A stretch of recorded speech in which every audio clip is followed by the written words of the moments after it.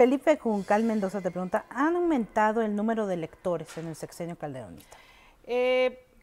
La verdad es que no podemos medir muy bien porque ese es uno de los grandes problemas. Nunca podemos medir nada en este país, ¿no? No, sí, yo hice una encuesta en el 2010. Yo extrañé que no se hiciera una encuesta en el 2000 para saber, digamos, una radiografía de cómo estábamos. Consumo cultural. Y la idea es hacerla pues cada 5 años porque las políticas culturales son de mediano plazo.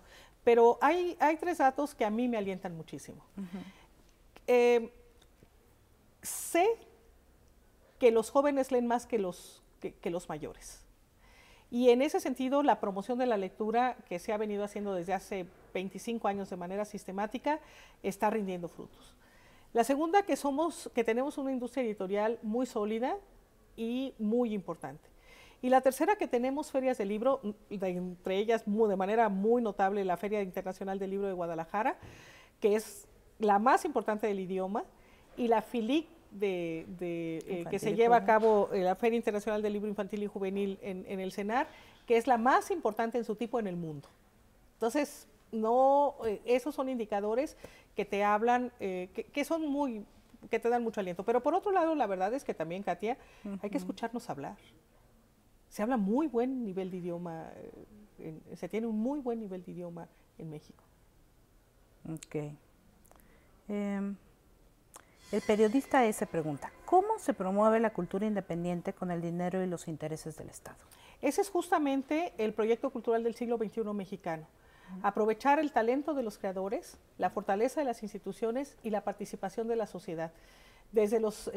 Echamos a andar un programa para pymes culturales hace cosa de unos 6 meses que espero que le conceda posibilidades a los pequeños y medianos emprendedores culturales de poder vivir de sus pasiones y de proyectos relativos al arte y la cultura. Okay. Alejandro Pozo Estrada, que si le hubiera gustado ser secretaria de Educación, ¿y qué hubiera propuesto? Saludos, dice. Saludos. Alejandro, ¿verdad? Alejandro. Bueno, ser secretaria de Educación siempre es un enorme honor, pero mi compromiso ha sido absolutamente con el trabajo con el que yo estoy desempeñando, y en ese sentido era un momento muy difícil en lo personal. Me impresionó mucho la enfermedad de Alonso Lujambio, ese desgaste casi instantáneo que tuvo un hombre tan fuerte, tan dinámico, y la verdad es que nunca concedí, digamos, la posibilidad real de ser secretaria de Educación. Okay. Jorge Contreras te pregunta, ¿cómo fue que decidió incorporar elementos de tecnología al quehacer general de Conaculta? Es algo que te ha marcado, ¿no? Siempre. Sí, creo firmemente en ser una persona de tu tiempo, y en este momento la aportación tecnológica es fundamental para cualquier trabajo que realices o cualquier actividad que emprendas, ¿no? Y sí me extrañó encontrar, digamos, una cierta precariedad tecnológica en Conaculta.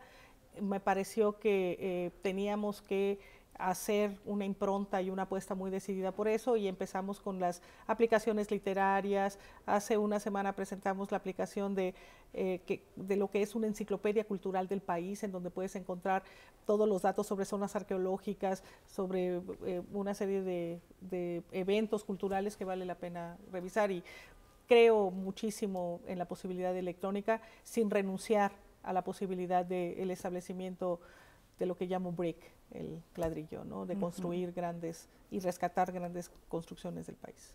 Okay. 2 preguntas muy diferentes. Por un lado, Carlos Olín dice, no es pregunta, solo sugerencia. Consuelo para presidente en el 2018. No, yo no soy una política, o sea, muchas gracias, Carla, pero la verdad es que yo me considero incluso una misántropa. A mí lo único que me gusta, soy muy antisocial. Esa es una de las cosas que he padecido durante esta década de exposición pública. Lo que me gusta realmente es estar en mi casa leyendo y conversando con la gente que amo. Carla, lo siento, no.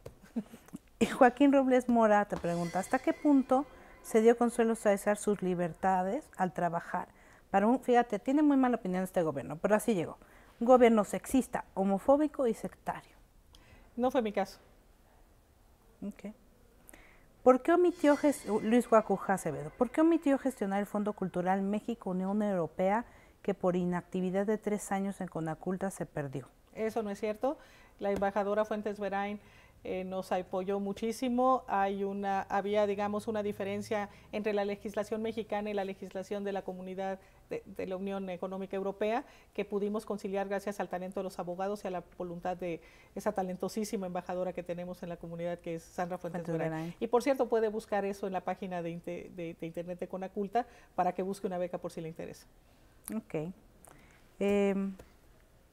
Sería bueno saber por qué editoriales, Mario Bravo pregunta, ¿por qué editoriales como el Fondo de Cultura Económica, Colmex, no se distribuyen en el mercado librero de ciertas provincias, como Aguascalientes? La verdad es que el fondo sí tiene una distribución muy eficaz. Fui responsable de eso y me siento muy contenta con los resultados obtenidos. Y el fondo del Colegio de México, pues también creo que ha mejorado muchísimo en su distribución y sobre todo que se puede pedir vía internet, ¿no? Es un catálogo excepcional que vale la pena tener siempre a la mano. Okay. Bueno, te preguntan qué pasó con la librería en la Plaza de la Conchita de Coyoacán, finalmente se inauguró, ¿no? Es una librería muy importante, es más que librería, lo que desde mi gestión en el Fondo de Cultura lo que me he propuesto es hacer centros culturales, porque hay, digamos, esta transición entre el libro de papel y el libro electrónico, y la verdad es que quien no lo conozca lo invito a conocerlo, es excepcional. Okay. Y un comentario final que dice Liliana González, leí que hizo un gran trabajo, ¿no hay chance de que continúe? No. No. Liliana, no. Muchas gracias. Muchas gracias, Katia Artigues.